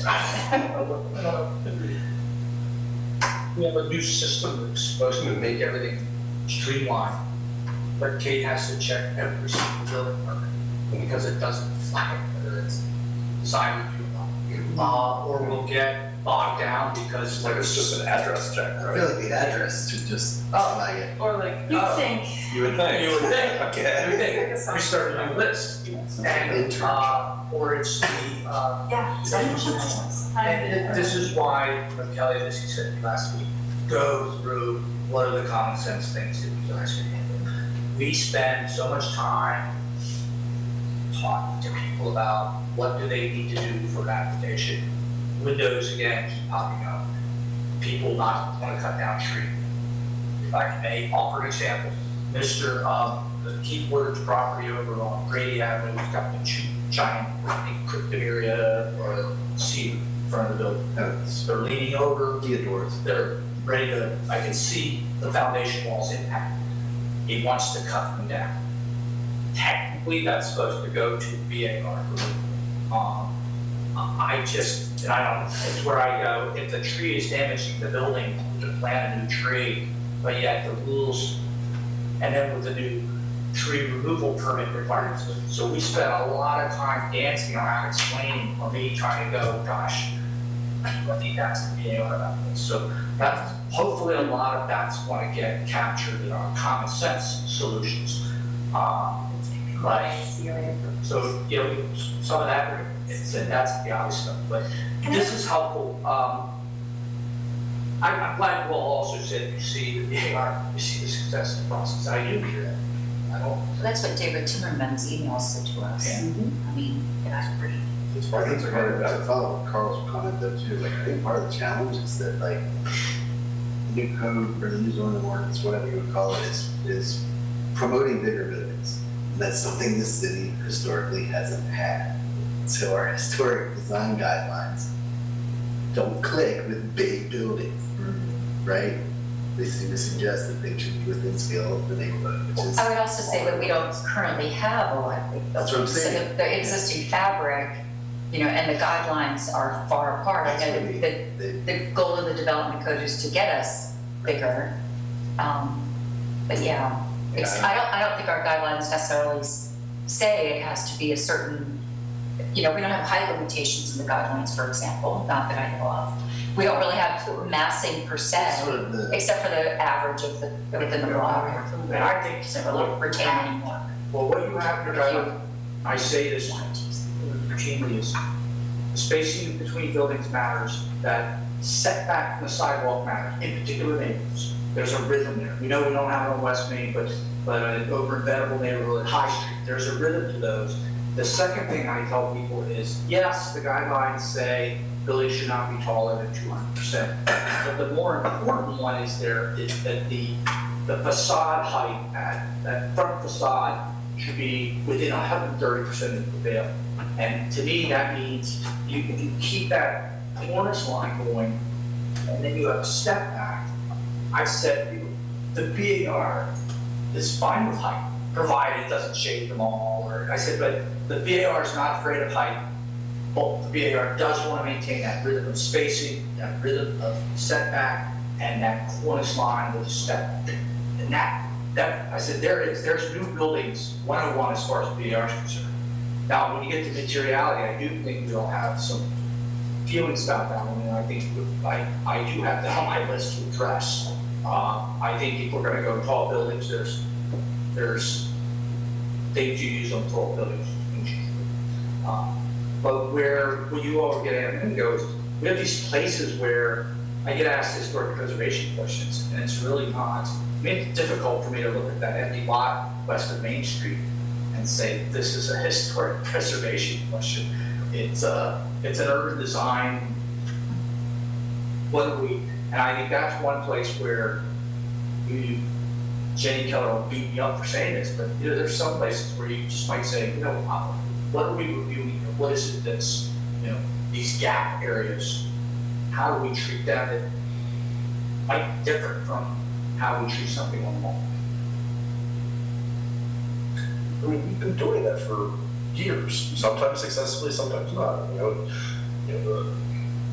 Is it the Lark Canal? I mean, I think we did a decent job on that. Obviously, the standard flats, that was a learning curve. So, code building did good on one side, not good on two others. It's a long time. So this is where we got it wrong and why. Well, but I think the challenges are worth discussing, you know, and I think, like I think what we last talked about was sort of the challenges of either public or other perceptions about whether we're doing a good job or not doing a good job, or somewhere in between. And those are challenges, you know, if people in the city that don't appreciate what this board does, including people maybe on council that just don't know why we exist, they don't know that our authorities from council, they don't know that council is responsible for adopting ultimately the guidelines, you know, then they don't I appreciate that they don't understand. Specific question. How do you think council perceives the BAR? I don't know if we want to specifically say that here, but there's sentiment in the room repeating that there are members of council that don't understand what we do. And there certainly are members of the public that don't understand what we do. And then there are members of the public that appreciate what we do. But I think all of that is a challenge. And I don't think the new development code helps that. It probably makes it more challenging. Well, it goes back to the key challenge: how do you reconcile the new zoning code with the BR guidelines? And to a certain extent, because I don't know how this works legally, but it was adopted democratically by the council, I think that it precedes a lot of what we, I guess I'm going to create certainty for people who want to build things in the city. And if they can't rely on the zoning code and they perceive us as getting in the way of them using that code in reliance to develop plans that go through a whole process before they get to us, it costs a lot of money. And then we get in the way, they perceive that we get in the way, and we say, no, we don't think, zoning code, you can do that, you can have this many stories, but we don't think you should be having that many stories. I think that gets to be a real problem for people as they're going forward, because they're doing the finances of it in advance. This is how big it is. I get the impression that 7th Street project may have come that way. Yeah, I didn't want to give that impression. You mean from the last meeting? I was not at the last. There. Okay. No, but I've been at the other meetings. Because I just met with the development team there, and they I did too. said overall that they have they're not 100%. They'd like to not have to come before us probably, but anyway, not worth probably a budget for you. Yeah. The largest project right now in this town with the roof, this side, wasn't you all that went through the summer? Question, analyses, information, because that's some of the discussion we're having internally. Is that what do we need to look at? What facts and figures, stats, statistics, numbers, things? So one of our questions is analysis of information. You can call me back. Is that for each application or the packet? Are you asking about the analysis process? RFP process. I think some of it you all are just in the process. We're dealing with a lot of anecdotal stuff. So we really need some actual analysis of, all right, what have we looked at? How long has it taken something to get approved? I would love to see, all right, the things that have gone through, how many have gone to building permit? Sherry, you're exactly right. There's quite a few things you guys have looked at and never happened. And two of So them. the fake was It is? Yay! Already? Yeah. They already did it? I love They that. haven't paid for their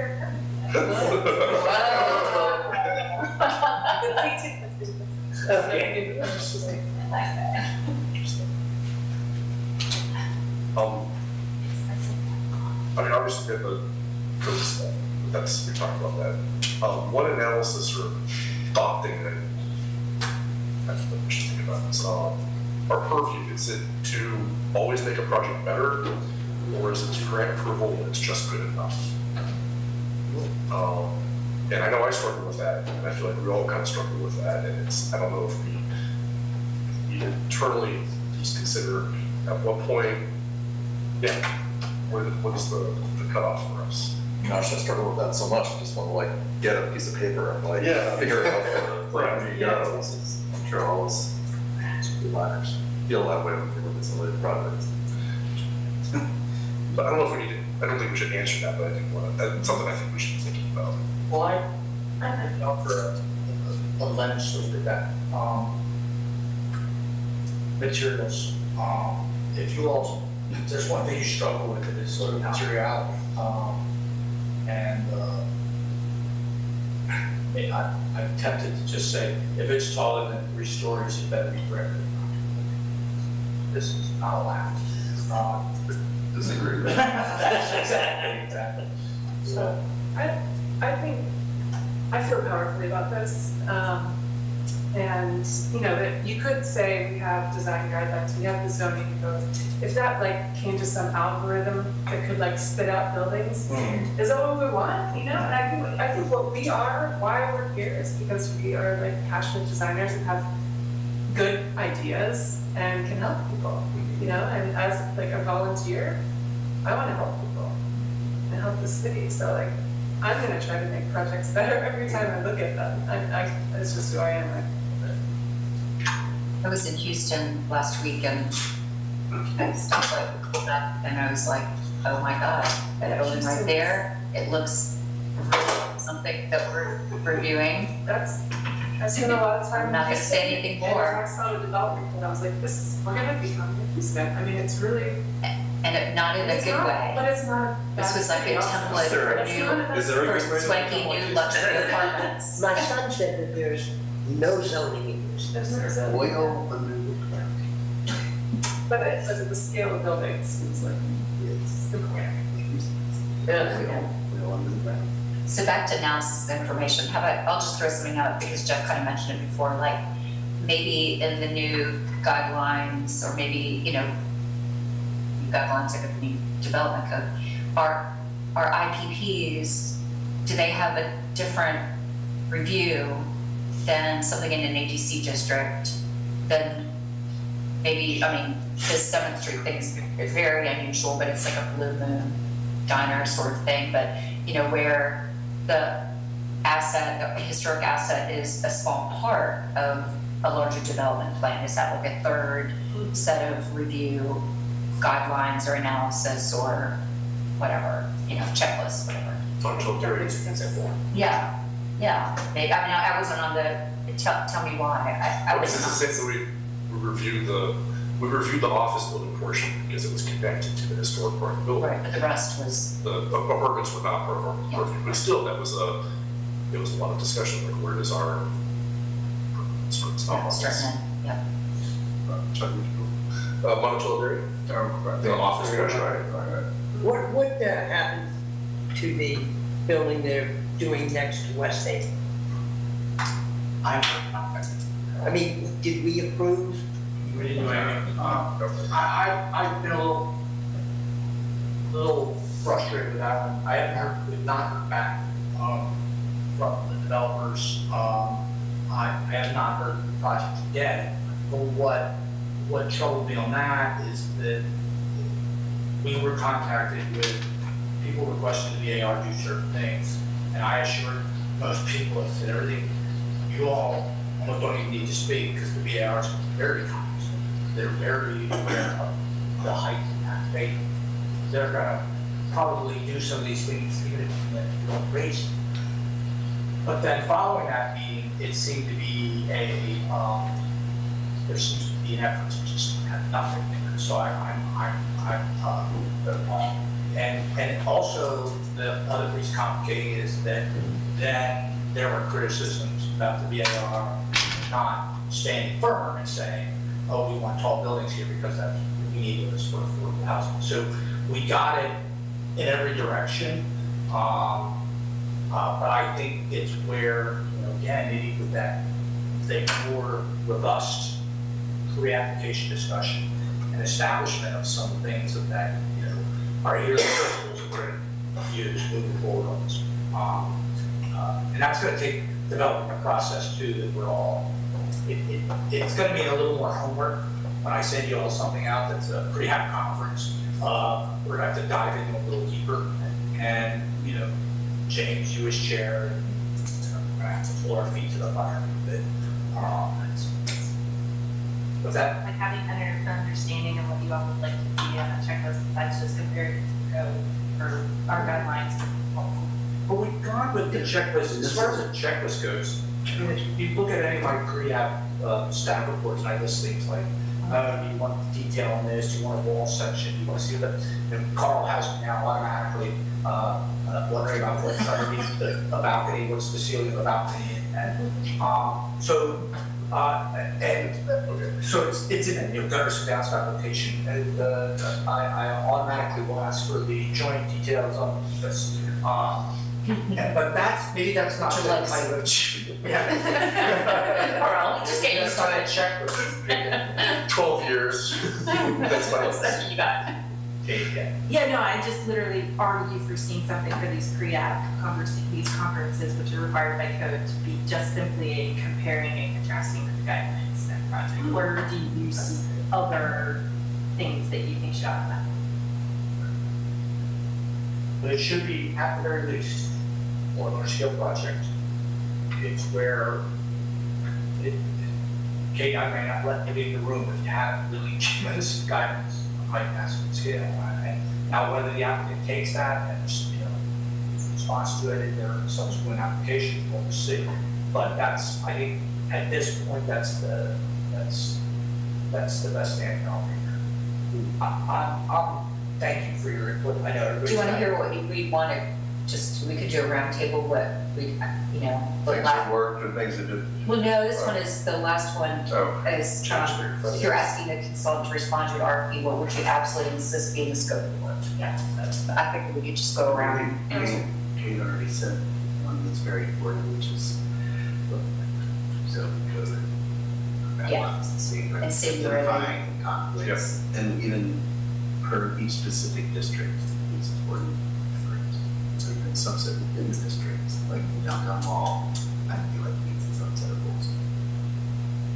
Maybe sub-districts, like we did West Main and we kind of divvied up, didn't we, into a couple of different sections. Yeah, specifically, I mean, it would be nice for a consultant to actually do an analysis of height scale passing of neighborhoods. It's like, Yeah. it was far, like Forensic. in the downtown mall hotel, there was a lot of sort of anecdotal, like the developer saying like, oh, there's only like 2 or 3 parcels where this could possibly happen. So like, don't worry about this becoming like a high rise. Well, just sort of like walking down the downtown mall, it's like, I think there's a lot more than 2 Yeah. or 3 places where this could happen. And if we're not careful, you're gonna have 10, 20, 12-story buildings or 15-story buildings, and then you've lost your downtown mall. Back to Tim Moore's digital model. Well, and But that requires work, to That's sort right. of say like, okay, what is the average height, or what is the prevailing? PBA's got the school of data science, right? Like, training somebody from like that mindset, not a planner, not a designer, but like just a data analyst.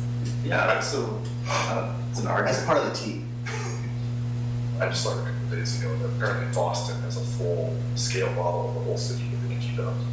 That's topography and all, like a physical, and the whole city. And they update. Just the little peninsula part. Do they use two I saw pictures. Let's use it possibly. I don't know.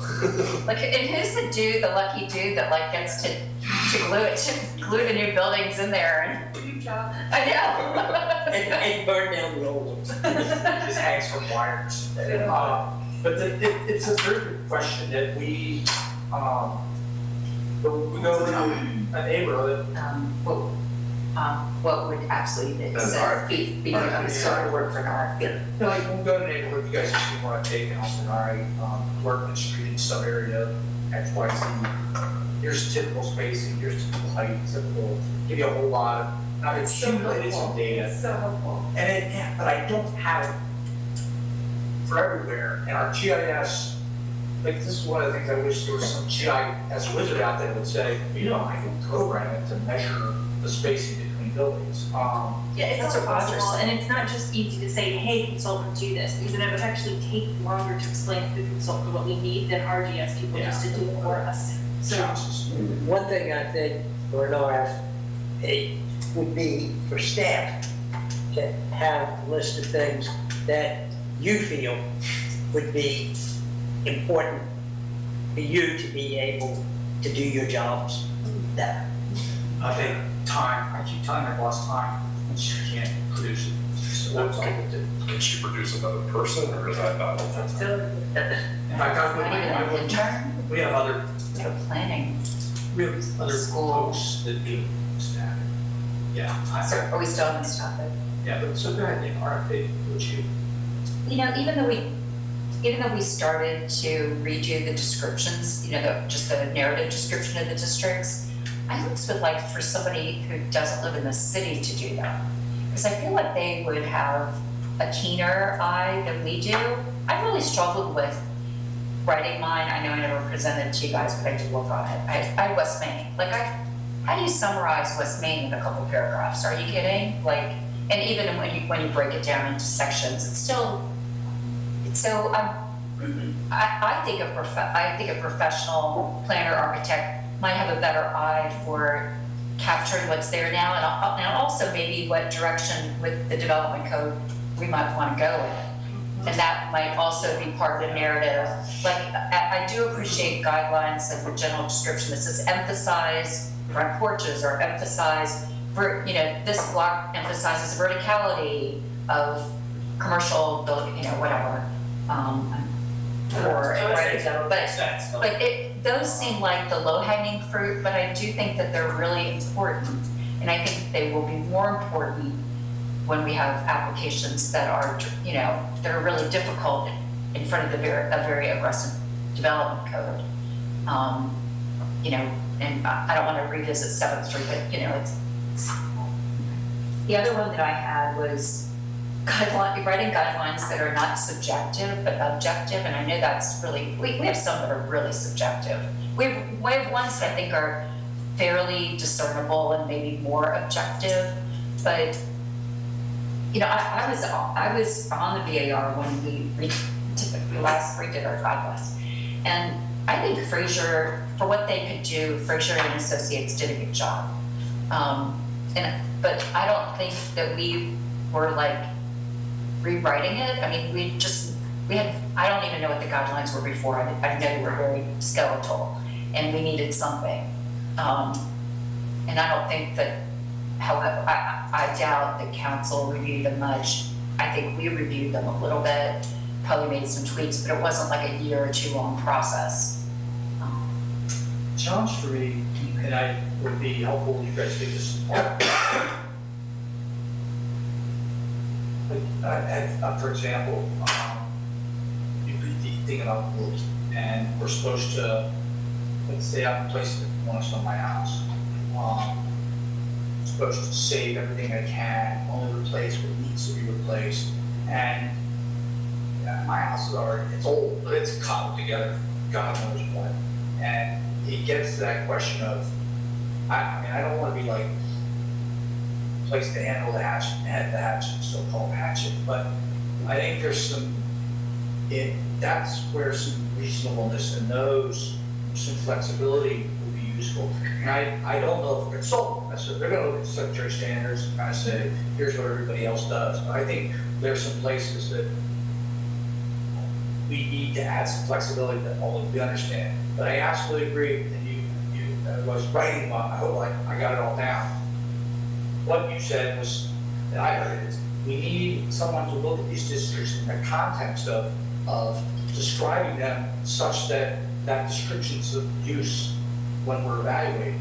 Because if you read them now, some of them, lots of parking, I think one of them talks about lots of parking, auto-oriented, power lines, Cobra lights are, and not written in terms of, all right, if you're going in to evaluate this, what are the characteristics that that's right, illness. I think also just updating the descriptions is going to be helpful, because I think there's been a lot of buildings built in since 2012 or whatever. it was. Look at the character of West Main. So that's sort of what I come back to, especially west of the train tracks, in that vacant lot that's overlooking West Haven, like, that is the character, is a big building.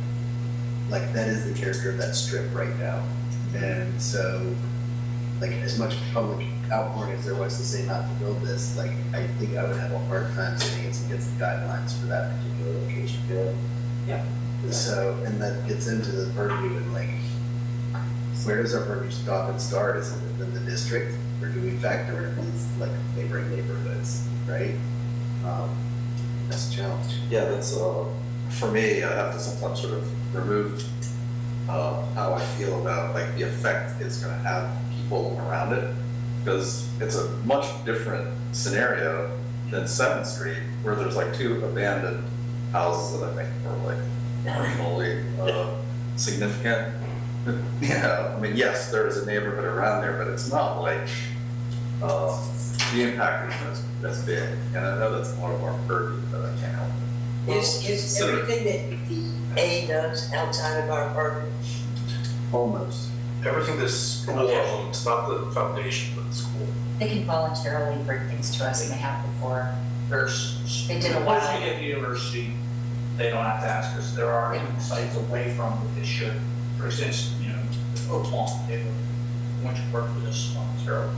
I think something to what you all are, you do have an advisory role in this district on the extent and scale of the districts and what's designated.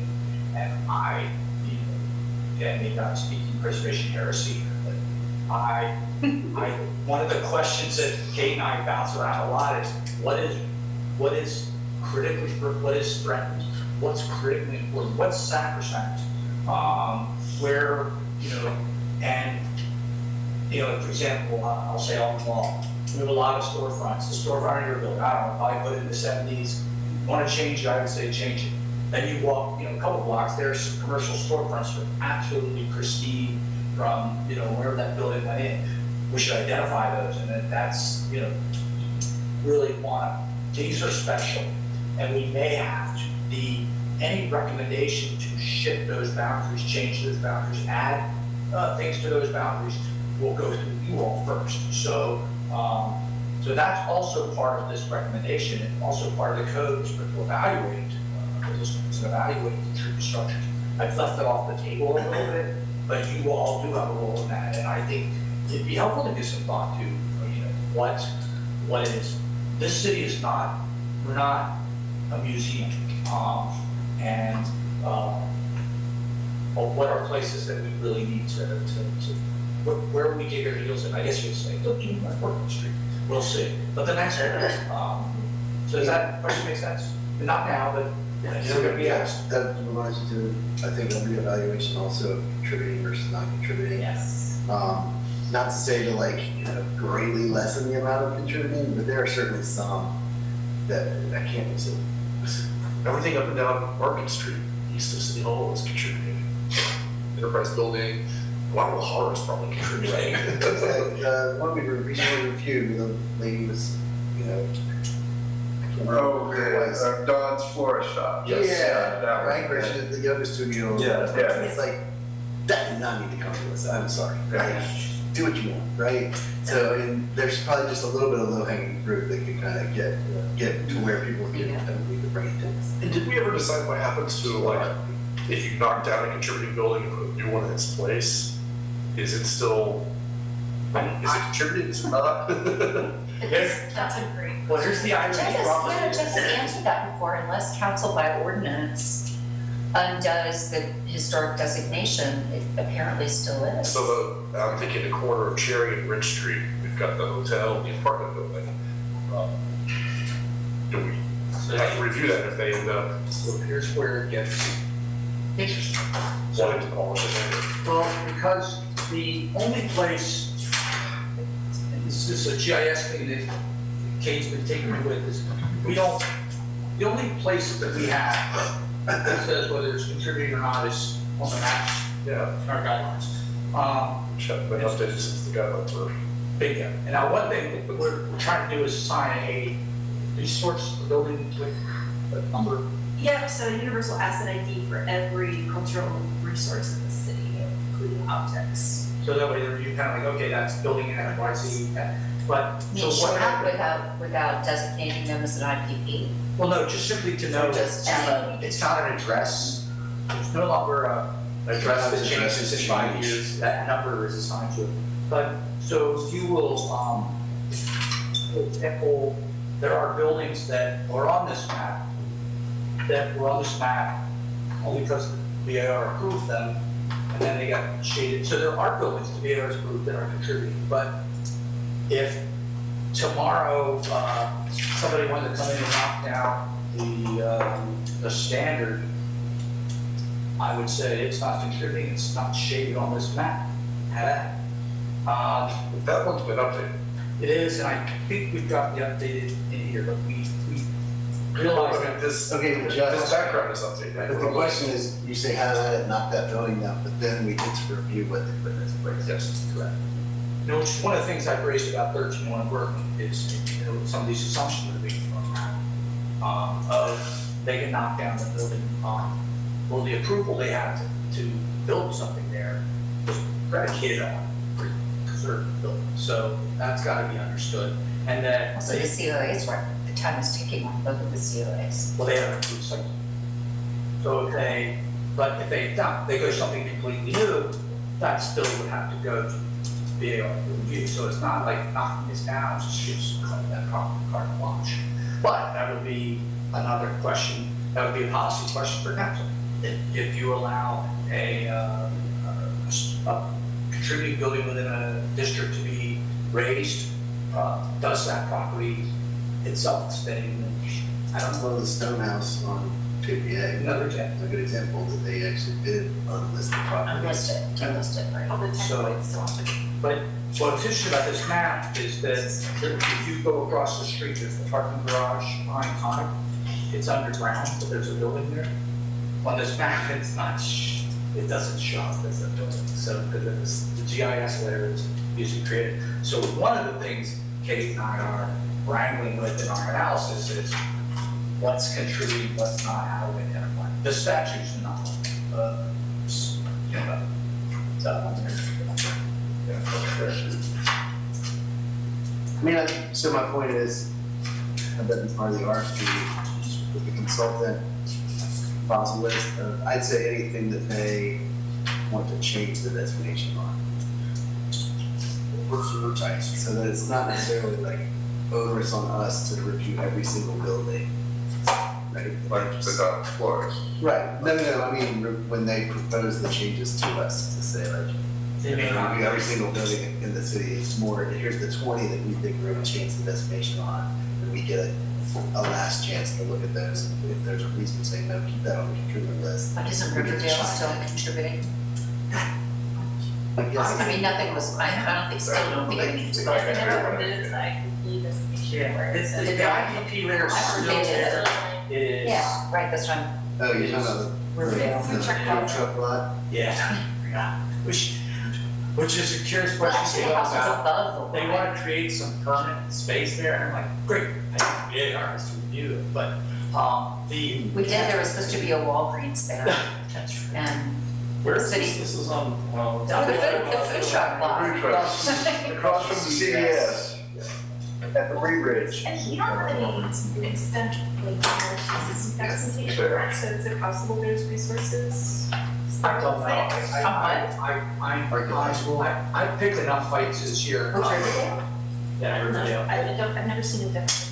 So a question that it, also we have on our list of things is, I don't see that. do we ask the consultant to tackle chapter one? Or do we ask the consultant to tackle All of it. chapter two, new additions, new construction additions, and another to tackle the rehabilitation, those things? You know, what, there's, do we break things up? Do we do some analysis beforehand?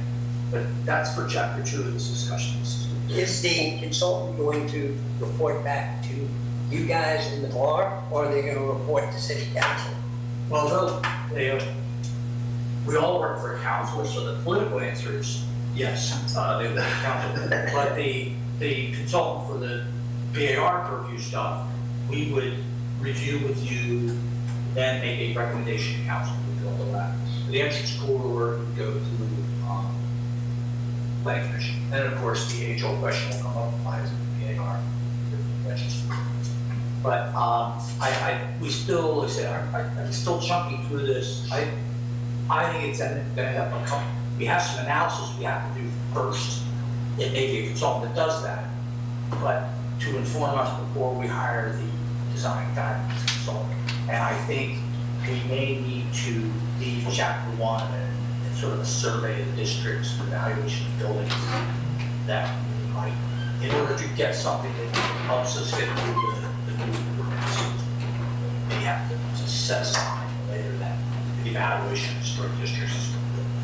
I'll have to figure out. But that was it, just that maybe it should be 2 RFPs, one for the analysis, and one for the next RFP after we get the analysis.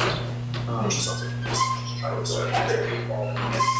Is the planning commission dealing with these same issues?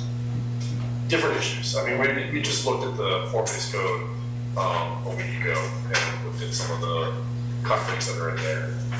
Some of the issues that came up were, well, you know, the build to zones conflict with the BAR guidelines.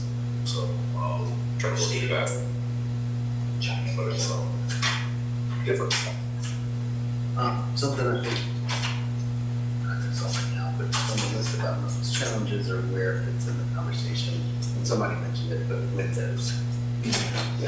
You need to grapple with windows. Yeah, it should just be a checklist.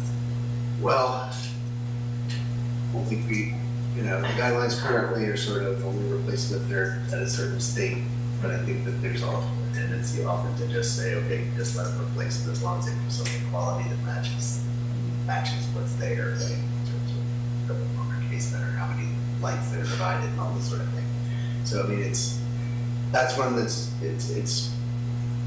Secretary of Interior standards are pretty clear on it. I think that probably public sentiment is against the Secretary of Interior standards, right? Energy code and all, you know, energy code, all those things, people want new windows, right? You can't ask a homeowner to like have energy inefficient windows. I've got them, but Yeah, I do too. and this is what I'm saying, it is a sticky wicket, like it is something that people kind of feel strongly about, fall on one side or the other about, and I think that we owe it to the city to like make it sort of, I think on it. Like, Because when you say make a decision, I mean, like, our guidelines seem to suggest that we should be more enforcing more repairs. right, And we tend to allow more replacements. And so do we just need to change the guidelines? to That's say what I'm we asking, allow okay. more replacements, or are we gonna actually enforce our guidelines? but when you say we change the guidelines, we have to get the council to agree to the change, correct? Yes. Part of this revision Fair. process. Okay. I guess I'm just saying that's one that's a Okay. particular topic that needs. I was in that too. I mean, One that I broke down a lot, sort of saying on there, if I know someone that has handmade windows in their house, and that's going to look at it very differently than, we had a house down Ridge Street, it was built in the 60s, lower grade windows, metal springs, it's like, Yeah, I mean, I hear that. I think the problem is it just keeps going further. I So I understand. think it gets into your, to use your word, sacrosanct fighter. There's certain buildings that we're willing to really fight for to save those windows and let all the rest go. How do you identify, how do you draw those Say lines? this anecdotally, just because downtown, I don't know, I had a resurgence before maybe other areas of the city, but I had a lot of initiative done on windows downtown. People are just doing it. 'cause they- Doing it, They know that, yeah. that's one place I will say, people saying, I know the BR will not be replaced. And they're just doing, and what, you know, they end up doing it with a, you know, a vinyl 3-year window. I think I told you that a former chair of the BAR told me somebody would come to them and say, do you think the BAR would approve this? She'd go, no, but if you do it on a Sunday night, nobody's gonna notice. She's a chair, but, you know, for small things, like she wouldn't ever do that for historic, but like, Well, it's a challenge where, you know, it's hard.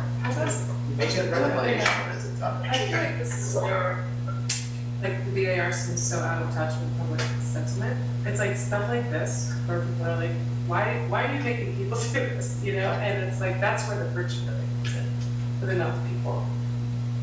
That's kind of what I'm saying, is that like, maybe there needs to be a higher standard for making someone look here that would never replace it. Not exactly how to define that. Like, you're a special enough house. I would also like, from my end, being on the VAR, to see follow-up to what we've done, like not knowing what happened on Wortland or at West Haven, or with the trees on the downtown wall. If we could have something that would say, here's what we've approved, or here's what we've done, and here's where that project is. Abandoned, Or like, in limbo, or is there any, you know, when people do something without approval? Yeah. Penalty. Yeah, you can start the Remember the Jody, anybody remember the Jody thing? He destroyed And his there's, store. I just drove by a house like right here on Jefferson Street or whatever. I think it's Jefferson that goes beside the new courthouse. And at the end of the street, there's like a white house. There's not in the district. They It's not in the tore the district. front porch off. How is that not in the district? It got left out. Wow. That's always. It been never on- had a front At the porch. same spot. Yeah. It's Bill Marshall's old office building. It never had a front porch. I don't even think it had a stoop or, it was a weird building. Yeah, the 801. 801. 801 is East just Jefferson. But the other ones, that corner's not in, it's,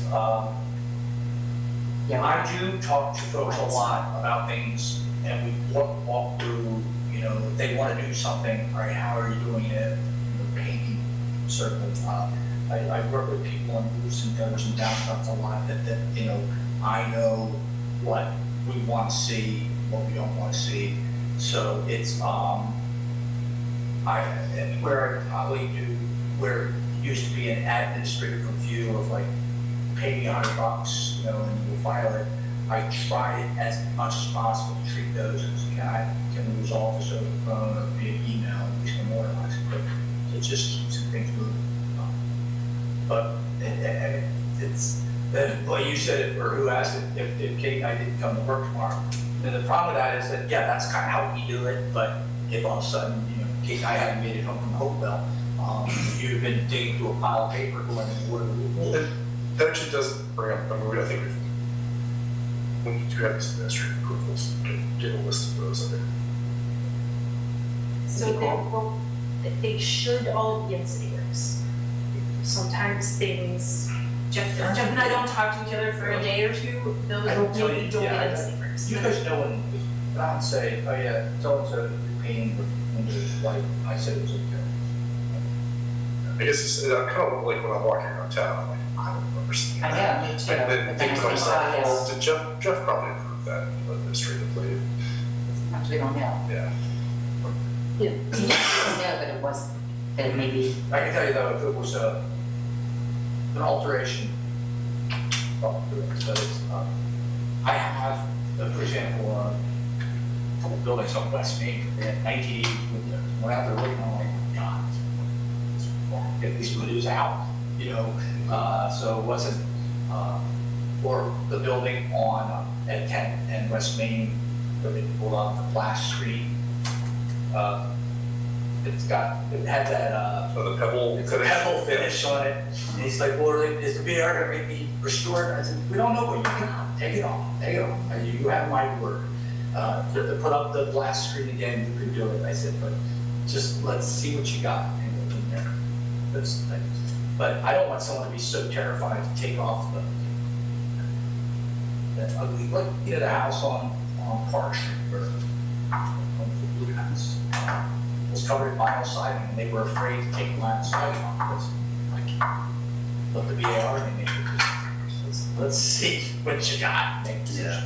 All right, thank you. I know, appreciate it.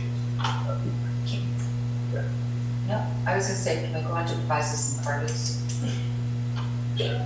Why don't we, first?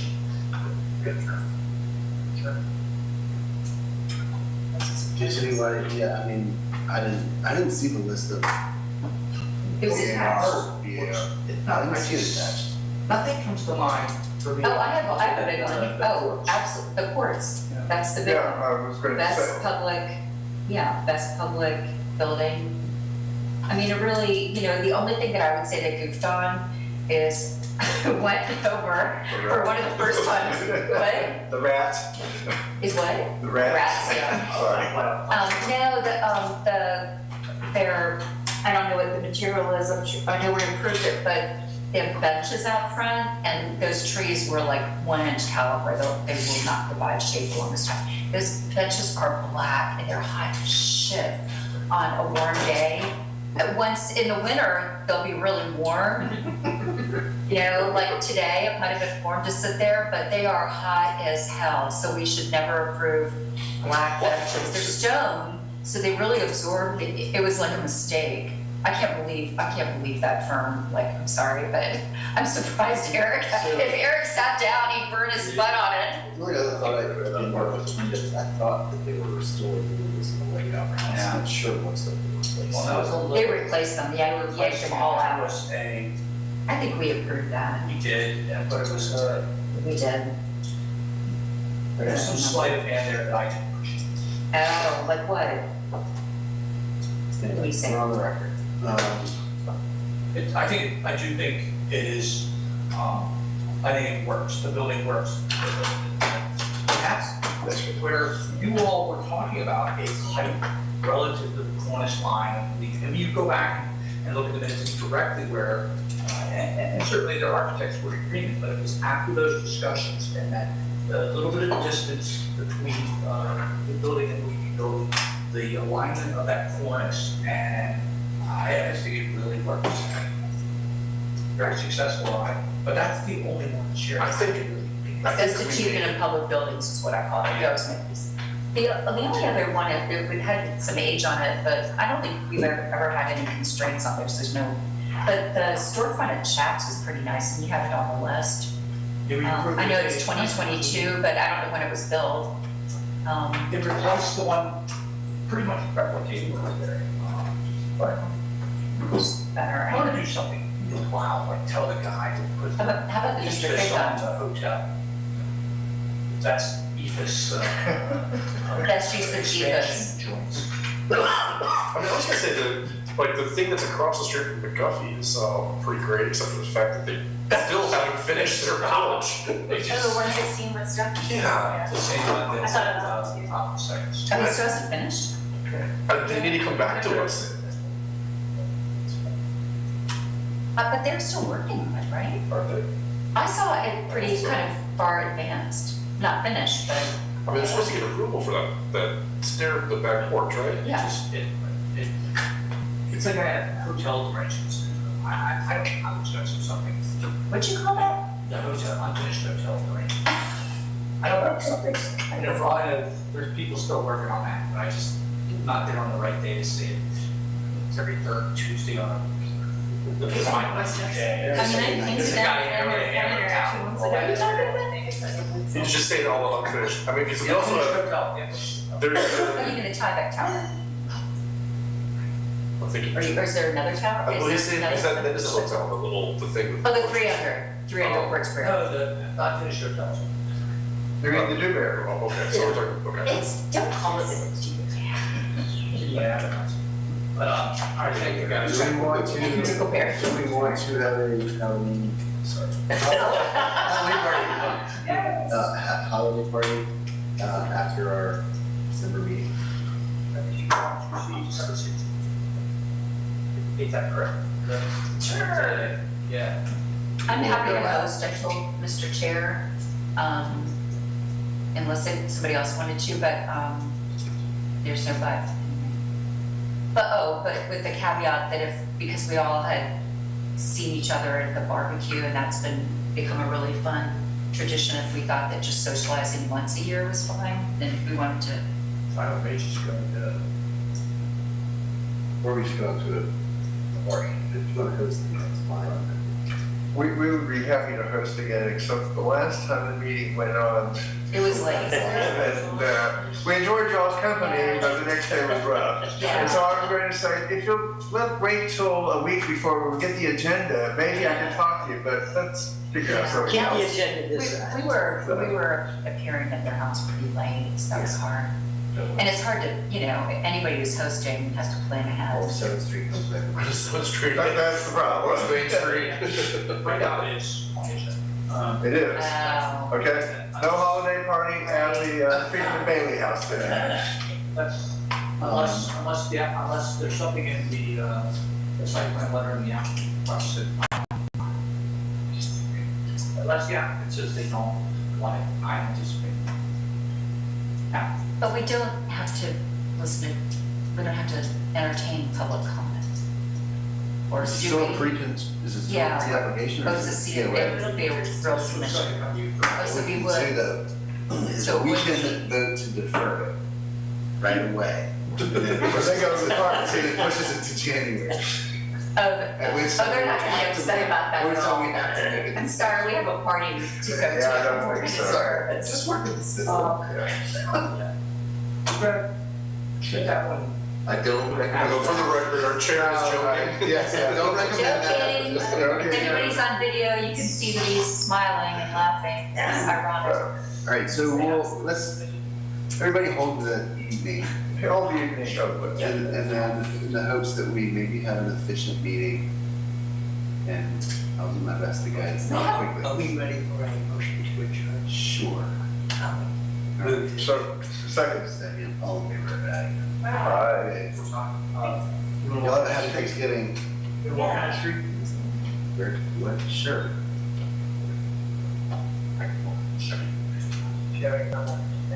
I got all my stuff.